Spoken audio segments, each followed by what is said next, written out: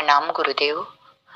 मैं एक मेरा कन्फ्यूजन क्लियर करना चाहती हूँ, इसीलिए आत्मा सम्मोहन के ग्रुप में मैं दूसरा प्रश्न पूछती हूँ, मुझे माफ़ कीजिए।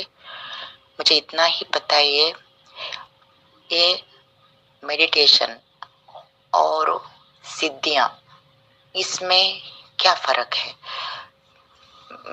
क्योंकि मैंने ये सवाल पूछा, मुझे 3 गुरुओं को मैंने मेडिटेशन के बारे में उन लोगों के पास गई थी सीखने के लिए। 3 लोगों ने 3 तरह का एक्सप्लेनेशन दिया है।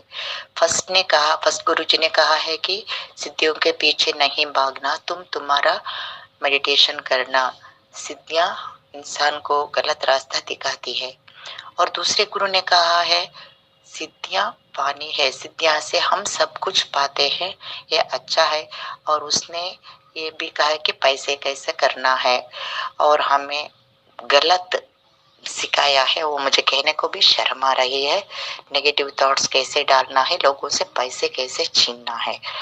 और तीसरी बात, तीसरा गुरु ने मुझे कहा दोनों भी चाहिए, सिद्धियां भी चाहिए, ध्यान भी चाहिए, क्योंकि दोनों भी जरूरी है। सिद्धियां से तुम बच सकते हो और ध्यान भी जरूरी है। इसलिए मैं आपसे विनती करती हूँ, प्लीज मेरा कंफ्यूजन को एक सॉल्यूशन दीजिए मुझे, प्लीज। प्रणाम। आपको पूछा है क्या सिद्धियां जरूरी हैं या ध्यान जरूरी है या दोनों जरूरी हैं? नहीं, सिद्धियां जरूरी नहीं है, बिल्कुल भी जरूरी नहीं है।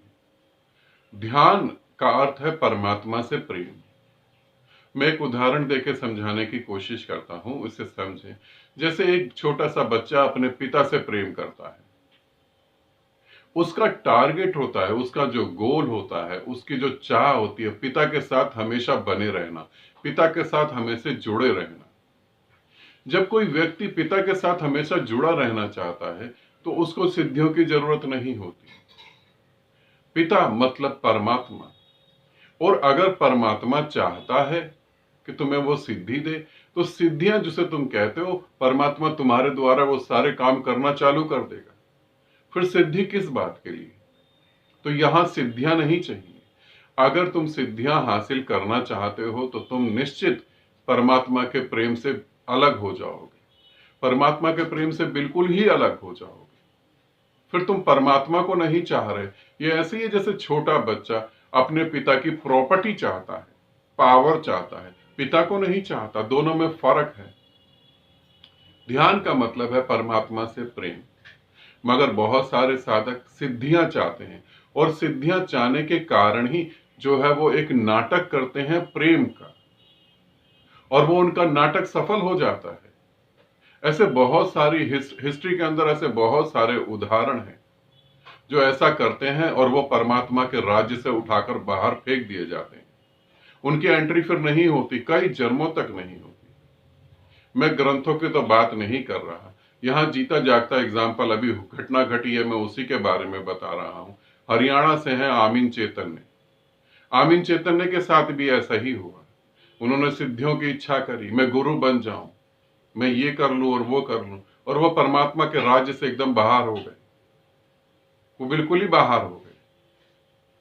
इस तरीके से समझें, सिद्धि की जरूरत नहीं है, बिल्कुल कोई सिद्धि नहीं। परमात्मा के साथ एक होना है।